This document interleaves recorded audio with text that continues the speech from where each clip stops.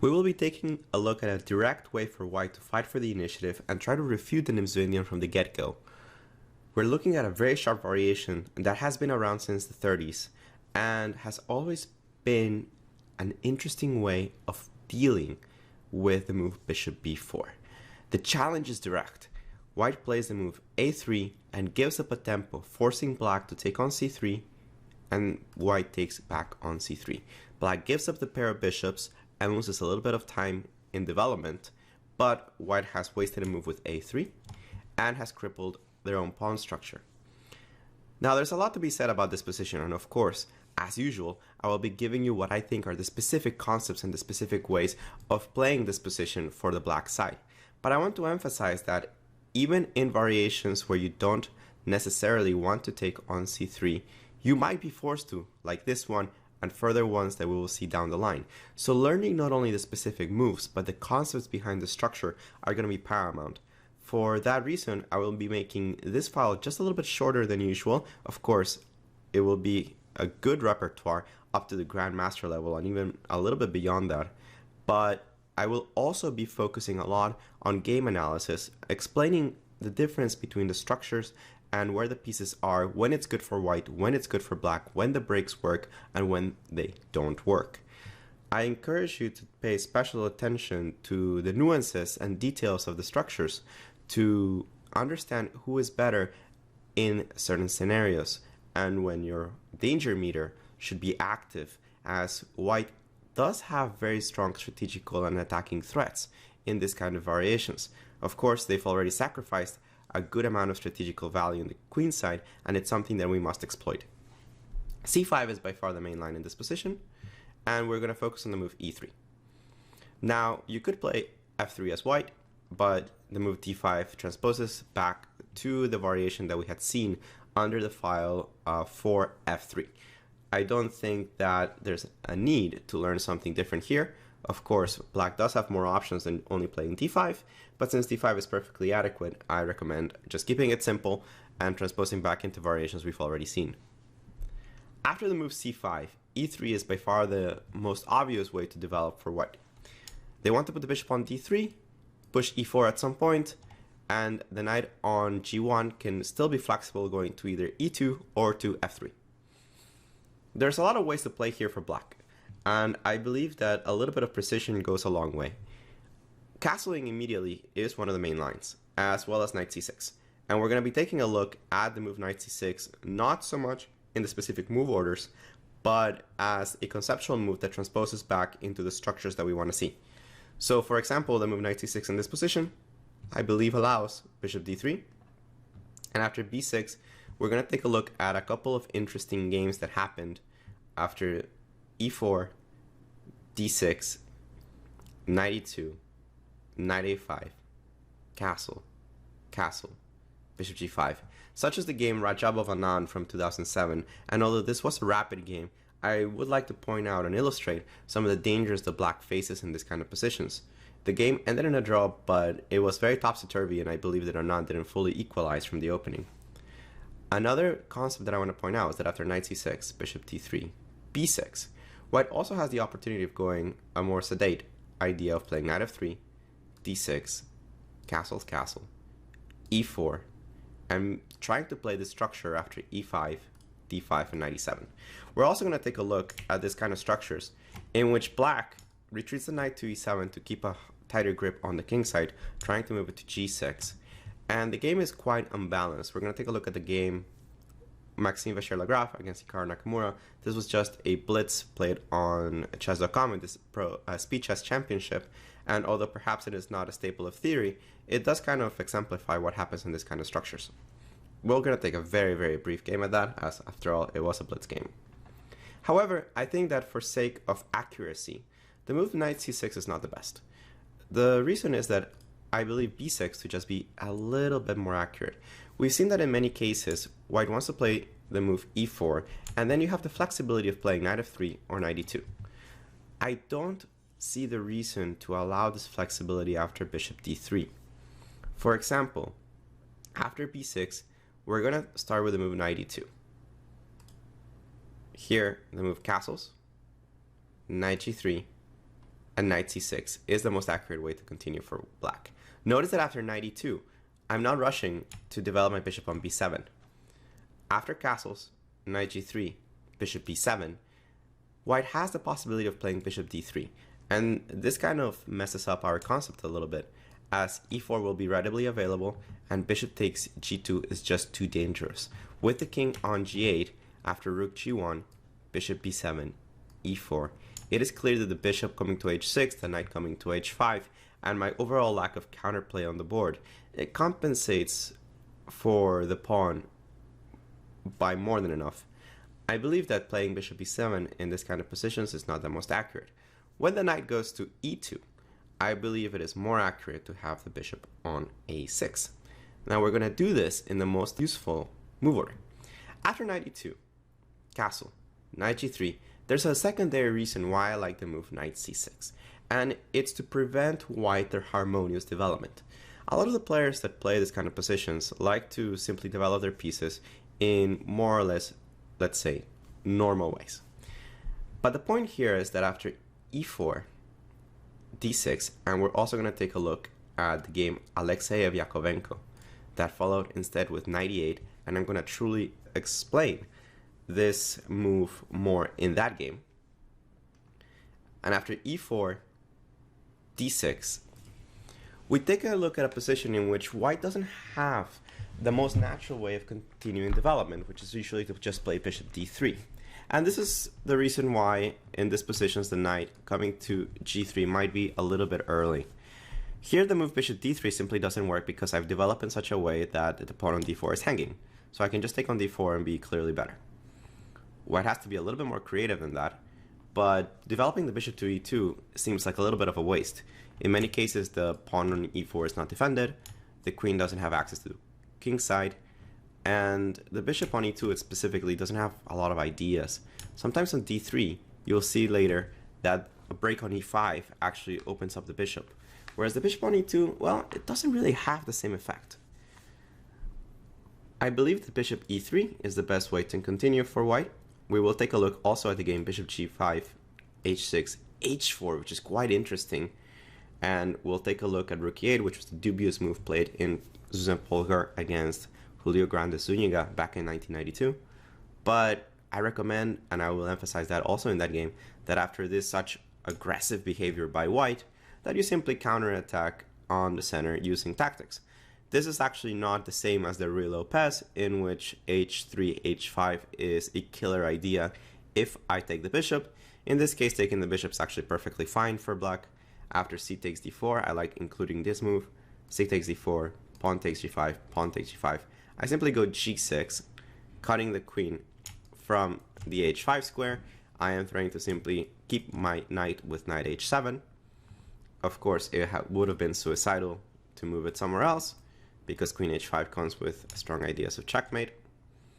But after g6, pawn takes g6, queen takes f6. I think black's already better in this position, as d4 is quite soft, as are most of your dark squares. The king has not developed. The bishop can always come to a6. This pawn is also quite soft, and overall it seems like a very difficult position to play for white.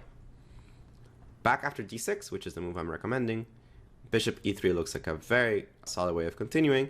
But again, after bishop a6, a little bit of precision, bishop d3, and not falling for attacking the pawns on the c file too quickly. For example, if I play knight a5 here, bishop g5 suddenly, now that these pieces are out of position, might be a little bit of trouble. The difference being that after h6, h5, with this bishop alive, things are not so easy. Bishop c4, for example, loses to e5, d e5, knight h5, which is a very strong attack. Computers just say that black is busted, but we don't really have to get into all of this. I just wanted to exemplify a little bit of the danger of not putting attention to what white can do. After bishop d3, I think the correct move is simply to play queen c7. Notice that this very nicely gets me out of the pin. I retain the knight on f6 in case the knight jumps to h5 for now. The idea being that after castles, knight a5, I'm starting to severely pile on this pawn on c4, and now that I've moved the queen away from the pin, A move like bishop g5 can simply be answered with the correct move knight e8, and I like knight e8 a lot. We're going to be seeing these moves like knight e8 as a concept recurringly throughout the nimzo-indian when you're fighting against these pawns on c3 and c4, because this knight is such a stable rock for the king side, specifically defending g7 and preventing any of white's initiative. For example, had you play knight d7, the move queen g4 might start creating some problems on the g7 square. Even though I still think that black is in good condition and it's just a fight, I believe that after knight e8, it's actually white that's simply worse, as they don't have enough compensation for the pawn. They don't have a means of activating threats on the king side that are particularly dangerous, nor do they have a good way of holding on to the pawn on c4. For this reason, I think that knight e2, despite being an interesting attempt, is not particularly accurate. Moving the knight to g3, I think, is good in certain scenarios, but if black plays accurately and doesn't rush the development of the bishop to b7, then I will probably even be slightly better. Let's take a look at alternatives to bishop d3 and move 7 after the move b6. e4 just doesn't work. It's an ultra aggressive move, but I can simply take on e4. There's no real reason to fear queen f3 after bishop b7, and queen g4 always runs into f5, queen takes g7, queen f6. And since the queen is trapped, the queen trade is unavoidable, and after that black simply has the better structure and the better development, and the pair of bishops doesn't come close to compensating for either of these things. Another reason that I like b6 as a concept is that the natural move knight f3 is already a dubious move. In this case, after bishop b7, bishop d3, castle, castle, the move knight e4 is already superior for black. White tries to expand in the center with e4, give this bishop breathing room, and start operations on the king side. But if I'm able to prevent any of this by installing a knight or a bishop on e4, then black's position is simply superior. The better pawn structure, even better domination of the center, and the more harmonious pieces. The bishop on c1 is never going to find a useful spot in any of its diagonals, and slowly white runs out of moves. Even something like knight d2 allows me to simplify the position with knight takes d2, bishop takes d2, and knight c6. And of course, the side with the better pawn structure wants to simplify pieces, and exchanging these knights is very beneficial for black. Notice that still e4 is not available. D takes c5 is simply killing your own structure, and I have the pleasant choice of taking on c5, or even sometimes sacrificing this pawn in order to open the c file, or even going knight e5 and starting direct operations against c4, all of which lead to a better position for black. So that's one of the reasons I like b6, because already white has to play accurately not to fall into a worse position. Bishop d3 is still the main line, and here I do recommend bishop b7. Unlike the previous variations in which white plays knight f3 and gives up e4, it is much more recommendable to play the move f3. That way, this bishop is not exactly part of the game, and I can still push my pawn to e4. On the other hand, I have gained something important with the black side, and that's that this knight cannot go to f3 easily, and the knight will be forced to go to e2. In certain scenarios, this costs white a tempo, because knight e2, knight g3 is 2 moves, and I've also forced this pawn to go to f3. Let me get rid of some of these arrows. And the reason that the pawn on f3 is not so convenient for white is that this queen would like to have access to the king side, especially in any kind of scenario in which white pushes e4 and this knight on f6 is forced to move, either because white's threatening e5 or because I voluntarily put it on e8. In either case, I would like to have access to h5 or g4 with the queen on d1, and that is not possible at this juncture. Now, again, I like the move knight c6, because for now, e4 is not a move, even though knight e2 is still the most natural one. Castles, and e4. We're going to take a look at a couple of their variations, but they're not as popular. Castles, for example, already, I think, knight a5, e4, and this move knight e8, that again, we're going to see in many future positions, is probably just completely fine for the black side. I believe that playing e4 first is just slightly more accurate for white. Knight g3, on the other hand, simply doesn't have an idea with the queen stuck on d1. And after the move rook c8, you can still fight for the advantage with c takes d4 and knight a5 in any order. e4 is a more threatening move, as d5 or e5 might be ideas, especially e5. For now, I like to recommend a very cunning move, knight e8. And it's about time that we see this move in a little bit of a vacuum. The knight hasn't been attacked, and it doesn't seem like I'm scurrying away from anything. But remember the previous variations in which, for example, after e4, I decided to go knight a5. In this kind of scenarios, this bishop coming to g5 can be quite annoying. Without a dark squared bishop to protect from the pin, this h4 d8 diagonal is a little bit uncomfortable. First of all, e5 is actually a threat, and if I play h6 in many scenarios, white's simply going to go back, and I'm not really equipped to play the move g5 the way that I was in the bishop g5 variations of the nimzo-indian, because after the simple retreat to g3 or to f2, the move h4 will come quite strong and it'll rip apart the king side. I haven't started operations on the queen side so quickly so as to create real counterplay, and even if I win a pawn on that side, it's not going to be sufficient to withstand the pressure the white poses on the king side. Instead, I like that after e4, black is very careful not to allow this bishop to come to g5 and pin me. Knight e8 does a beautiful job of protecting against e5, as it doesn't gain a tempo in any variation, and against the pin with bishop g5. We will also see how this knight is very useful on e8 when I haven't committed this pawn to d6. Most natural move here for white is to castle. In case of bishop e3, we can already switch our idea of having the bishop on b7, not that we forced f3 earlier, to put it on a6 and follow up with knight a5. We're not really scared of white ever taking on c5, because after knight e5, the pressure on c4 and d3 already gives black very pleasant play. If I'm able to take on c4, black will just be in a superior position. However, also playing queen a4 doesn't help white that much, as I have ideas of knight a5, again attacking this pawn on c4. I don't really care if you take on c5, as I can take on c5 back. The queen is still defending this knight on a5, but I can also again sacrifice this pawn after he takes c5, simply play the move rook c8, and black should be quite happy with their position. If I need to reinforce the attack on c4, I always have this idea of knight d6, which is very important since this pawn is still on d7. So knight e8, castle short, knight a5. And this position has been reached in many occasions, usually by transposition, not by playing b6 on move 6, but eventually getting here one way or the other. After knight a5, white has basically to attack on the king side.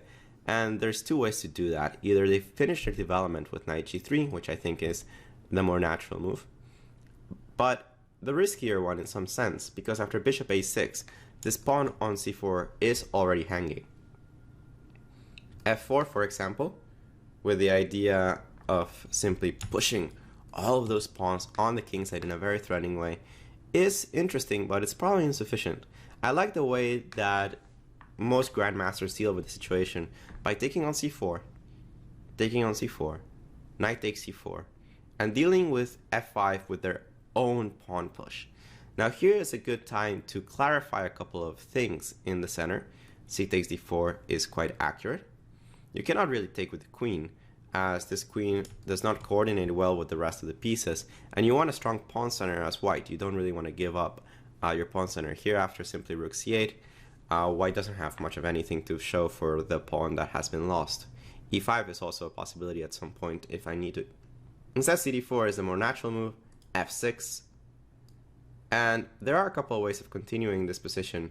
The move rook b1 was essayed in the game Jobava versus Wojtaszek that we'll analyze in full in an attached video. That game continued e takes f5. Jobava had the possibility of playing queen b3, rook c8, knight takes f5, and we'll explain in that video why white has compensation here. But the game continued e takes f5, d5, and black simply had a very strong advantage. White has this menacing pawn on f5 and perhaps this weakness on e6, but it's not quite sufficient for a pawn, and black's knights are quite good. This knight on c4 is very good, this knight is coming to d6. black has very obvious play and a strong advantage. Instead of rook b1, which seems to be a little bit away from the king side, white has also tried to move rook f4, trying to swing this rook to the king side and murder the black king. However, it's probably also insufficient, and I really like the move b5. We'll take a look at this fully when we analyze its sister game after e takes f5, knight takes f5, knight e d6, which is probably also good for black and was played in the game of Alexander Ipatov against Gundava in 2012. We'll analyze both of these games in full to get a strong concept of how to deal with these positions, since they are so relevant to the structure. After the move knight a5, f4 immediately is also possible. Black probably doesn't have the time anymore to play bishop a6 and capture on c4, as white is saving up that tempo and playing f5, f6 a little bit faster, trying to cripple that pawn structure. Instead, I think that without the knight on g3 to prevent this move, black should answer f4 almost always with the move f5. Another key feature of this move, knight e8, allowing me to fight not only for the entire center, but also for the king side, trying to prevent white's activity. Notice that with this pawn on c4, the bishop on c1 doesn't have ease of access into the king side anymore. I believe that f5 is an extremely strong move. The knight can always maneuver to d6 and attack the pawn on c4. The knight can also go to e4, and this has already been essayed in a very strong grandmaster game between David Anton Guijarro and Pavel Elyanov back in 2014. We're also going to be exploring that game in full, and I think it's of immense strategical value. The move a3 on move 4 should not be particularly scary. It's something that's seen quite rarely nowadays in the grandmaster level because it involves a little bit too much risk. Black's plans are clear and quite effective. It's important to know a couple of subtleties here and there, but it's also very important to know where your pieces go, when to attack, and when to defend with moves like f5. That's the reason that I want to go through a bunch of games that have been played in this kind of structures to exemplify when one thing works and when one thing doesn't. We're going to take a look from everything from blitz games to rapid games to strong classical grandmaster games to really try to get the spirit and the concepts of the position. I highly encourage you not only to understand why the moves in this file are played in the order that they're played, but also to examine with me the variations that follow the games that we're going to look at and understand the concepts and ideas behind them, as they will be useful not only in the variations of 4a3, known sometimes as the same-ish variation of the nimzo-indian, but also in many different lines in which white forces you to take on c3, even if without this particular move order. So join me in looking at some games as we're up for a little bit of adventure in this nimzo-indian.